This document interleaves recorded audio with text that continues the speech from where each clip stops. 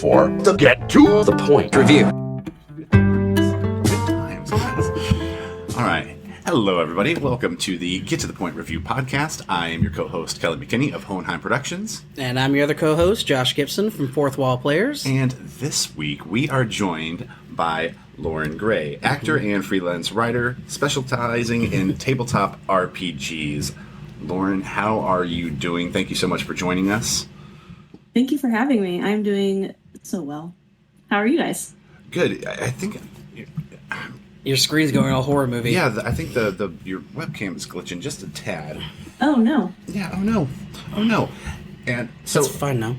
Okay, weird. The freelance writing specializing in tabletop RPGs. Can you tell us a little bit about your work, maybe in both writing and film projects? Yes. So what I do now is people will reach out to me and ask to create an adventure for a specific rule set, whether it be, like Dungeons and Dragons or anything like that. Okay. And even more specialized rule sets that aren't as prevalent as, Dungeons and Dragons. So, it could be something as simple as I want a 2-hour adventure for me and my friends to play, in one night, or it can be an entire campaign. Okay. So I'll create characters, the backstories, NPCs, all of that jazz. And you're located in Central Indiana like us, right? So yes. When's the last time you were part of a film project? I know that they're sparse in Indiana. They are very sparse. I acted in a film in 2011 was the last one That was Iceberg. Was that Iceberg Theory? Yes, it was. Yeah. Oh, I saw that. Oh, that's right. Yeah, I've seen that. We're very familiar with Ian's work. That's great. Okay, awesome. And so how have you been how has COVID affected work life this past year?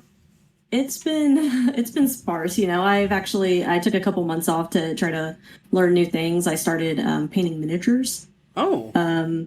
Because I just, it's something I've always wanted to do and never really found the time to do it. And then, the pandemic happened and you couldn't go anywhere. So I was like, now's the time. Some people, baked bread and I painted minis. So no, and that's awesome though too, because that takes a lot of skill. And then not only that, but with the way that sort of e-commerce is booming, there's a real market for well-detailed characters. I mean, take a look at your backdrop. Yeah. Beautifully put together. Shows your I was just checking it out. I was like, I'm a big nerd. it's like where some people hang up degrees, we hang up action figures and game boards, and our expansive knowledge of D&D rule sets, right? So how was it being asked to do homework for a podcast? It was fun. I actually, The Irishman, I hadn't seen it I saw it when it came out, and then I actually hadn't watched it since. So it was fun revisiting that, as well as revisiting a lot of the movies that I loved watching growing up. Yeah. And getting kind of, fresh eyes on it. It was really refreshing and rewarding. Yeah, it's fun it was a lot of fun for me too. And then I kind of had some troubles with my list too. I imagine we'll get there eventually. But yeah, so perfect segue into The Irishman, which is, seeing as how this is our St. Patrick's Day episode, we did specialize in just all Irish movies, even if it was just like specific Irish characters that we loved from movies. But the recent film that we did was The Irishman, and I gave Google a lot of help because I kept putting in The Irishman 2020. Yeah. Okay. And it's 2019. And it's like, It's 2019. It's like, you have no idea what you're talking about. And so, Josh, would you like to open us up with your review? My Get to the Point review of The Irishman is 3.5 hours watching actors too old for the Expendables franchise try to prove they still got it. It was good seeing these guys for the first time in 10 years. The aging department, I thought, was on point. I know someone else complained about the makeup and stuff, but I liked it. I thought it was awesome. Yeah, I'll be one to complain about the makeup. And just in case Lauren's got a love fest here, we'll go ahead and punch it in the gut. To summarize The Irishman 2019, we'll say that PS5 level CGI film about the disappearance of Jimmy Hoffa takes entirely too long to Jimmy Hoffa. It does. It really does. Yeah, and I enjoyed this movie. I enjoyed the cinematography. I enjoyed the acting. The only thing was that the de-aging was very distracting, and I couldn't tell them from 5 years apart to 10 years apart. they looked 70 years old in every scene to me, pretty much. Yeah, I guess, but I always thought that was just because of the way the actors carry themselves. Yeah, it is, because you can't get rid of that old man walk, even if you're supposed to be in the 80s. You know what I mean? It's like he still hobbles over to kick the guy that he pulled out of the grocery store. So that was comedic, but I loved it. It was a great Scorsese film. Mm-hmm. And Lauren, what did you feel? What did you think about The Irishman? I love this movie. I'm a huge fan of Scorsese. I think every single film is like his love letter to cinema. Mm-hmm. Yes. He just has such a distinctive style. All the great directors have a distinctive style, but any movie that you watch, if it's a Scorsese film, you immediately know it's a Scorsese film. Right. Do the CGI de-aging. It was a little distracting. I think it's better than Tron. Yeah. Yeah. Granted, Far. Tron was 10 plus years ago, so I did say PS5 it's gotten level. better. Yeah. Yeah, yes, you did. But I think it's great. Rodrigo Pietro did such an amazing job with the cinematography. Yeah. The score was amazing. It was just so wonderful to see Al Pacino, Harvey Keitel, Joe Pesci. I hadn't seen Joe Pesci in, that was insane. Yeah. In years, and I was just like, man, you look really good, Joe Pesci. He really does. He did. And he was fantastic in the movie too. He was so just I like loved quietly unnerving. Yeah. Right. Yeah. And like every single time I see Joe Pesci, I can't help but picture him in Goodfellas. Right. So to see him play a gangster character that contrasts that anytime is just always an interesting watch, because I'm still just waiting for him to start blasting people in the face with a pistol. I was very impressed with him playing the subtle guy, the subtle dangerous, like that's not like him, so I was really impressed with that. Yeah, with Joe Pesci I get a very Hugo Weaving feel where I'm just always waiting for him to break out into a slow motion backflip. Like, just always. So, yeah, for sure. And, of course, naturally, we go into depth to accentuate our get-to-the-point review with a get-to-the-point review on a popular review. And this time we took a look at Roger Ebert, rogerebert.com. And what did you think about this review, Josh? My get-to-the-point review on the review. I agree that there was a lack of women doing anything in the movie. I'm not with him on hating the de-aging. I've already mentioned that. But maybe I was too awed by the acting. Decent review, detailing good and bad of the film. So, I mean, if you really want to see the pros and cons, I think this is a good review to look at. Yeah, I did. I enjoyed the review. But I felt like I disagreed with him that the flashbacks were hardly seamless. And I felt that the de-aging was awful as far as how distracting it was. And the fact that I couldn't tell when years passed, you know what I mean? Like, I could only tell when they were 30 years younger because it was distractingly de-aging. After that, the whole film felt like it took place in the same year. And so I couldn't tell when they were young or old. And I'm not surprised Ebert is sucking so hard at the Scorsese teat. But the review did make me want to rewatch the film. Yeah. That's what was interesting. I had just spent 3.5 hours on it, read the review, and I still wanted to rewatch it because the review was like, did I miss? Yeah. I appreciated the film. I loved the film. But it was like, but man, there's just so much to do to try to catch in one viewing too, And it's Roger Ebert. You know what I mean? He nuanced the film. Like, if when he gives a good review, that's what you're going to feel is the nuance. He got that, and that's what he loved about it. Mm-hmm. And so naturally, with The Irishman, it leads us into St. Patrick's Day and into the bulk of our episodes. So this time we did our top Irish films. Mm-hmm. And I kind of feel like I'll just go ahead and kick us off because I have a feeling that it's going to hit someone else's lists as well. Yeah.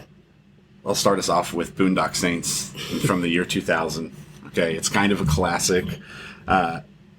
You basically can fall in love with Willem Dafoe during this Hollywoodization of Irish culture in a vigilante action flick. Like it's just that's to me sums up the movie. I love Willem Dafoe in this, and of course, I love the whole cast, but Willem Dafoe with the directing just shines. He's such an underrated actor too. How many roles has he had that he made? No, and people don't even. Yeah. The Green Goblin. Yeah. And Tobey Maguire's Spider-Man. like best part of that film, hands down. Mm-hmm. So, yes, indeed. And just you mentioned you might not have it on yours. I don't. Lauren, would you like to kick us off with your first one on the top 5 Irish films? Yes, I didn't really put these in any particular order, It's like fine. as far as favorites go. But Boondock Saints was on my list as well. I knew it would but yeah. One of the ones I did have on my list was Veronica Guerin from 2003. Yeah. I haven't seen that. It's fantastic. It's about a reporter. It's based on a true story. She found out about how bad the drug trade was in Ireland, essentially. And all of these kids were getting addicted and dying of overdoses. And so she goes undercover and links it to basically this Irish mob type person. And it's basically about her going into that, them trying to come after her and her family, and then how it ends with her. Can I spoil? I don't know. Oh, yeah, we spoil all the We time. spoiled, and it was 2003. If they yeah. haven't seen it, they fall. Yeah, so it ends with her assassination. She gets assassinated just on the street at a red light. And Kate Blanchett was so amazing in the movie as the usual. title star, and Yeah. it had Kieran Hines in it. It's just a fantastic movie all around. Sounds like it. I had a lot of dark comedies on my list. I had a lot of dark comedies. Mine are very politically charged. Mine are all over the That's place. great though. That's great because I like I'm gonna have to watch that. I love Kate Blanchett, and I don't know why. It's fantastic. Yeah, I don't know why when I searched Irish movies I didn't see that on a list. That's just like because I would have checked it out. I ended up watching like probably 20 freaking movies for this gosh dang episode just to have a list of 5. Oh, darn. Oh darn! Oh darn! Research. I had a list of like 15 before I whittled it down to 5. I had Yeah. to whittle it down to 5. It was a lot. Yeah. Josh? My get to the point review. The first one, I'm coming out strong with The Departed. Fun Irish gangster movie that follows a cop pretending to be a crook and a crook pretending to be a cop. This obviously Shakespearean-inspired crime drama keeps you on the edge of your seat. It's also directed by Scorsese. The theme song will forever pump you up. I love the theme song. The Departed is very powerful. And Yeah. it wasn't dark comedy enough to make my list. Which brings us right around to the first one that's breaking our, dark comedy thing here. In Bruges, 2008. Because That this was a great film. is quick-witted humor, Voldemort, and karate-chopping midgets with 2 Irish assassins make for one of my favorite movies of all time. Yep. Like, literally. And that's how you can tell this list is in no particular order, because In Bruges is literally one of my favorite movies of all time. And it just... I love it. I love everything about it, from the dark humor to how serious you take the assassins so seriously. And it doesn't undermine the comedy that just rolls right out of their personalities. It's so Right. great. So you have this, it's like the personality clash creates the comedy. It's just brilliant. Just brilliant. Have you seen In Bruges? Yeah. Yeah. Yes, Lauren, seen In Bruges? Yes. Oh, yeah. Of I was course. like, yeah, Lauren probably wrote it. Lauren probably wrote it. Lauren probably wrote it. Lauren, would you like to bring us into your second one? Yes, my second one is The Quiet Man. She keeps pointing out John these ones we Wayne. don't know. She does. I'm getting ready to. I'm gonna be. She I have a knows. feeling I'm gonna She be has seen adding so at many least movies that I've 4 never even heard movies. of, and that's Yeah. kind of crazy. Which is again yeah. why we brought Lauren on for Yeah. for this episode. This is wonderful. Okay, The Quiet Man. Tell us about The Quiet Man. It's John Wayne. And yeah, Oh, that quiet man. That Quiet Man. that Quiet Man. Yes. I have wonderful memories linked to John Wayne movies, just, from my childhood watching them with my grandfather. And this movie, especially, being shot in Ireland, and I just love it. I can't put into words how much I love that movie. And I too share that. My love of westerns. This is the John Wayne from The Duke. That's what's hanging up here. Oh, yeah. Yeah. It's the replica of the gun from the movie. My grandpa That's awesome. watched westerns 24 hours a day, basically, and so I grew to love westerns watching them with him, and everything else. So yeah, I totally get the loving westerns and having this. You just can't go wrong with John Wayne and Maureen O'Hara. No, you can't. No, you can't. And I love Lee Van Cleef. Like everything he's ever done too. He's amazing. And Josh, do you have a western? No, I do not. No. My next Get to the Point review is on another probably not well known one, Family Business, starring Sean Connery, Dustin Hoffman, and Matthew Broderick. Yeah. 3 generations of crooks have to work together to pull off a heist. This movie also teaches that "Oh Danny Boy" was meant to be a funeral song, so singing it while partying is a very stupid American thing indeed. Yeah, interesting. Yeah. Yeah. And Those are the 2 major things I remember from that movie. It wasn't a great film, but I know I've seen that one. I remember nothing from it. Yeah, I just remember that they sing "Oh Danny Boy" like 4 times. Huh. Interesting. Familiar with that one, Lauren? I've seen it, but I like you. I don't really remember a whole lot from it. There's not a lot really to stick it. with me. There's not a lot to it. They were really just like, let's hire these 3. Yeah, the funny thing is, like, Sean Connery is like Dustin Hoffman's dad. They're like 8 years apart in age, but they just look so much farther. Yeah. Interesting. Well, speaking of funerals, my next one was Waking Ned Devine, 1998. Because there are a lot of really great reasons that this dark comedy featuring senior nudity, is still rated PG. Morbid, hilarious, and heartwarming. It's a great film. You wouldn't know by watching it that it was shot in 1998. It's kind of like an out-of-time Irish village. So it's a really great Like film. Brigadoon. Not like Brigadoon. not like Brigadoon. Have you not seen Waking Ned Devine? I have no idea what you're talking about. Lauren, have you seen You should really watch Waking the Divine. Okay. Watch it tonight. No, you should. It is really good. It is really good. Oh man, it's so good. Lauren, your next one, since we're one-upping on Josh with Waking Ned Devine. I pulled out Family Business, okay? Yeah, you pulled it out all right. My next one actually is The Mighty Celt. It was in, it's like 2008, 2007-ish. It's a story about a young kid who learns about greyhound racing. Okay. And he falls in love with this one dog, and he wants it. And it's basically 2 different plot lines with him falling in love with this dog, wanting to adopt him, and what he has to do to get the dog, but as well as his mom, played by Gillian Anderson, who's fantastic. And everything. The stuff she has to go through, being a single mother trying to raise him, and getting into kind of some dark things as well. It's such a great drama. I love drama. Yes. Movies. So it's one of my favorite like lesser known films.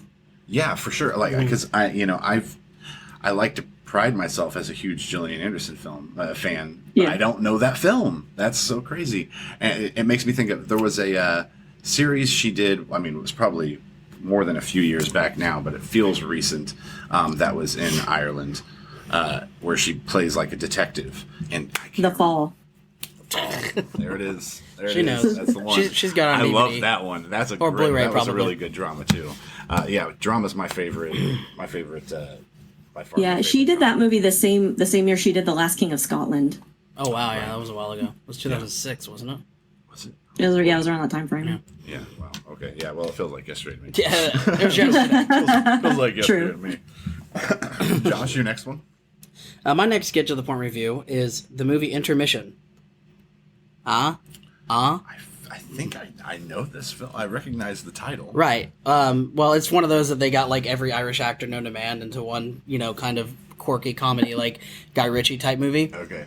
It's not. I don't think it's directed by Guy Ritchie, but But anyway, so this cast of heavy-hitting Irish actors explores the lives of multiple Irish citizens, crooks, and cops. I don't even know how else to explain it. Like, it's just so weird. Like, you have to watch it for yourself. Right. Like, it's just a lot of just random stuff, like, in the days of XYZ. You just kind of see, like, them playing off each other. Like, I know Cole Meany is a big character in it, which is the reason I watched it in the first place, but... Yeah. Because I do love Cole Meany, but... And what's that one called? Intermission. Okay. Also has Colin Farrell in it. gosh, man, now I'm gonna end up like watching 10 more movies after this. Oh gosh. Okay, well, my next one was a really hard decision. It was a split for me between this and The Guard. Both of them are Brendan Gleeson movies, and he's probably one of my favorite Irish actors ever. Mm-hmm. I love him in everything he does. But I went with Perrier's Bounty from 2009 because it's the other side of dark comedy compared to Waking Ned, where and Jim Broadbent is just beyond man. Mm-hmm. Like he says that a couple of times in the film. He carries this film. I love Cillian Murphy, but he just kind of plays an any man in the film. You know what I mean? Like it could have been anybody. But Jim Broadbent playing his father is just, he carries the film. The action and everything he does is just, God, I laughed. I mean, I've seen this film probably a dozen times, and when I rewatched it for this, I was still laughing my ass off at the same spots. It was great. Lauren, your next one? My next one is The Crying Game. Oh. That one almost made my list. Really, really close. Yeah. I just couldn't Forrest Whitaker it enough. I just couldn't stand Forrest Whitaker's accent, which may have been good, but it felt really forced to me. Yeah, it did a little bit, but Miranda Richardson is just so phenomenal in that movie, and Stephen Ray as well. Like, God, I love Stephen Ray. Dark and broody. It's just like, so gritty. I love it. Yeah. You know, when the director can make straight men fall in love with a transgender character, that's awesome. Like, because you're like, you by the end, straight or not, you're rooting for the couple. You know what I mean? Mm-hmm. Like, it's just that great, the way that they kind of set it up. Yeah, I love The Crying Game. It didn't make my list because I just couldn't get past Forrest Whitaker's accent. I don't know. It felt like an American trying to do an English accent, you know? Right. That didn't get any voice coaching. It made me wonder how Stephen Ray felt during the scenes that he had to film with Forrest Whitaker. Because I'm pretty sure that's a pet peeve among English folk, is hearing a bad English accent. Well, it's a pet peeve with us, so we hear English folk do a bad American accent. I mean, how often do we make fun of Alan Rickman for Die Hard? I mean, not we, but like, you know, media in general. America, I guess so. No, you're one of them. Oh, gosh. I didn't think about that line. All right, Josh? I'm sorry. Speaking of Martin Scorsese movies and American actors doing obvious accents, Gangs of New York is my next Get to the Point review. Intense violence between rival gangs in the boroughs. Day-Lewis slays it as Billy the Butcher. Fantastic script that unfortunately has a couple of actors doing forced Irish accents. Right, yeah. Make it PG. Make it PG. Oh, man. The Gangs of New York. I didn't even consider that one. I did not even consider I just kept thinking, like, every time I was singing Irish, I was like, oh, God, Leo had that horrible, like, half Irish accent in that movie. That was before, like, he learned how to do accents. I'm trying to think. Isn't there a Tom Cruise movie where he has a really bad Irish accent as well? It's, like, from the 90s. He plays like a sailor or something. Sailor? I'm trying to think. I don't know. I can't remember. I don't remember ever played a sailor. I know he had a bad accent in Interview with the Vampire, but it wasn't Irish. Yeah. All right. And I'm finishing up the list. My fifth one? Yeah, this should be your fifth, yeah. Okay. The last one, basically when I was sifting through the list of 15 freaking movies that I watched, I realized that a lot of the Irish films that were like about Irish history, or, you know, I particularly like Irish gangster movies that are about like the IRA and the history thereof. They're all good films, but I didn't, all the ones that were on my list, I didn't love. They were just good films. Like, Michael Collins almost made the list, but it was just like, you know, it's just a good film. You know what I mean? It's just a good film because his life story is so interesting and that it's so accurate. You know what I mean? Like when you go and look up any of the events that they portray in the film, it's pretty damn accurate. So with this one, I went with more of like, what was my favorite Irish character in film like ever. And immediately what popped into mind was Snatch from the year 2000, because Mickey as the pikey, he's just my favorite. They say specifically they're not Irish. They're pikey. Yeah, I know, but damn it, he's my favorite Irish character. He can come and box me if he wants to. I had to like restrain myself from doing that movie for that very same reason. Well, because it's a unique blend of comedy and gangster movie in which you take both just as seriously. Kind of in the same way that you take everything seriously that happens in Bruges.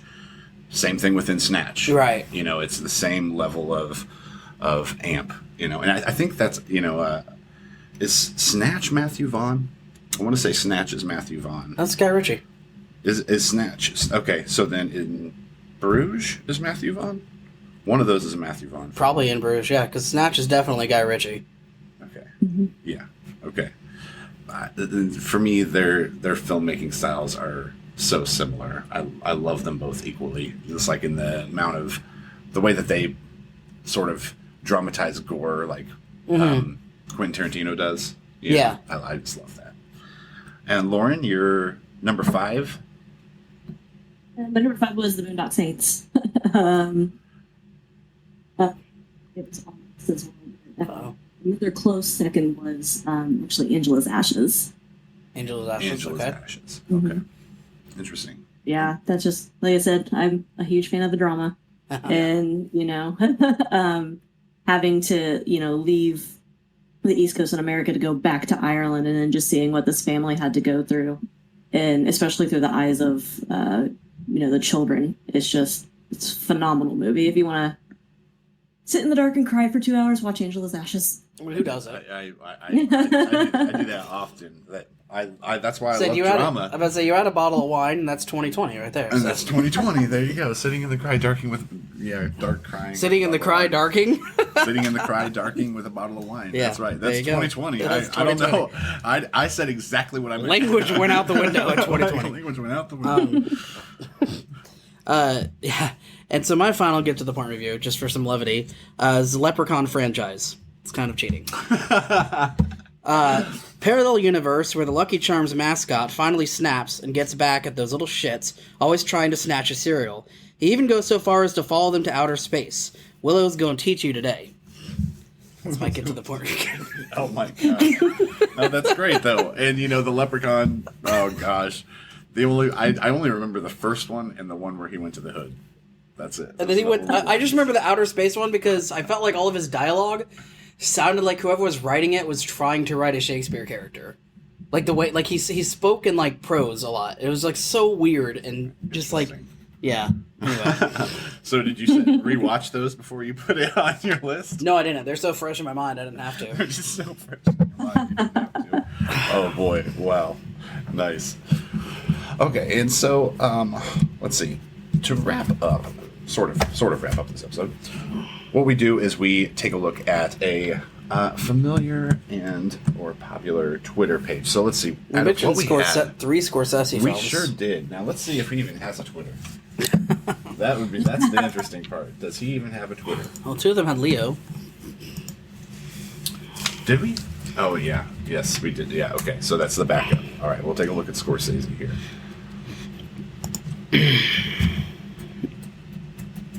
Let's see what Scorsese is tweeting about. That's not it. Nah, that ain't it. That ain't it. He might not. I was gonna say Scorsese. I don't even know what that thing said. Okay. Yeah. Oh wait, hold on. Oh, yep. Hold on. Something popped up. I think we got a people. He doesn't have the blue check mark. He does not have the blue check mark. Does he not know how to get it? Out of all the films I've made, The Irishman has got to be my favorite, if only because I got to work with all of the greats in the business and use cutting-edge technology in order to make it the best film it could be. Do we think that's him? Film was supposed to bring about full communism and the eventual withering away of the state. These Marvel movies and TikToks are going to... Oh, yeah, I remember him posting that, and people were like, what? So this sounds like it's the real Martin Yeah, Scorsese. that's him, yeah. I remember reading about like him posting his hatred towards Marvel movies. Oh, and how about this for his this is from The Irishman. Yes? No? No. Wait, no. No, it's just a bunch of old guys sitting around a diner. Oh, it's It's pretty. I understand the confusion. I can understand the confusion. All right, well, Martin, we did love The Irishman, so we have to concur with you. I agree with Lauren. Like, I don't think I've always maintained Scorsese was, in my opinion, better than, I don't even remember the other guy's name now. The Godfather director that everyone loves.